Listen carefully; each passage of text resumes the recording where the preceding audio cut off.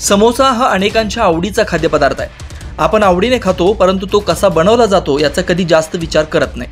बनवताना स्वच्छता असते का, तो कोण आणि कुठे बनवतं याची काळजी घेणं देखील गरजेचं आहे। त्याआधी एचपीएन न्यूजला नक्की सबस्क्राइब करा आणि बेल आयकॉनवरती क्लिक करून नोटिफिकेशन्स मिळवा।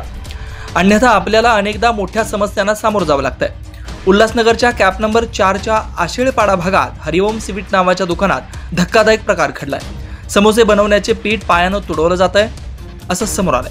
ही घटना पाहून तुम्ही भविष्यात पुन्हा समोसे खायचा विचार देखील करणार नाही। उल्हासनगरमध्ये हा किळसवाना प्रकार उघडकीस आलाय। या घटनेचा व्हिडिओ मोठ्या प्रमाणावर व्हायरल होतोय। उल्हासनगरच्या कॅप नंबर 4च्या आशेळपाडा भागात गेल्या 15 ते 20 वर्षापासून हरिओम स्वीट हे दुकान आहे। या मिठाईच्या दुकानात कारागीर समोसे बनवण्यासाठी लागणारं पीठ पायानं तुडवत असल्याचं येथे नेहमी येणाऱ्या एका ग्राहकानं पाहिलं। हे दृश्य पाहिल्यानंतर ग्राहकाला मोठा धक्का बसला। या ग्राहकानं मोबाईलमध्ये या किळसवाण्या प्रकाराचं रेकॉर्डिंग केलं। हा व्हिडिओ संपूर्ण परिसरात व्हायरल झाला।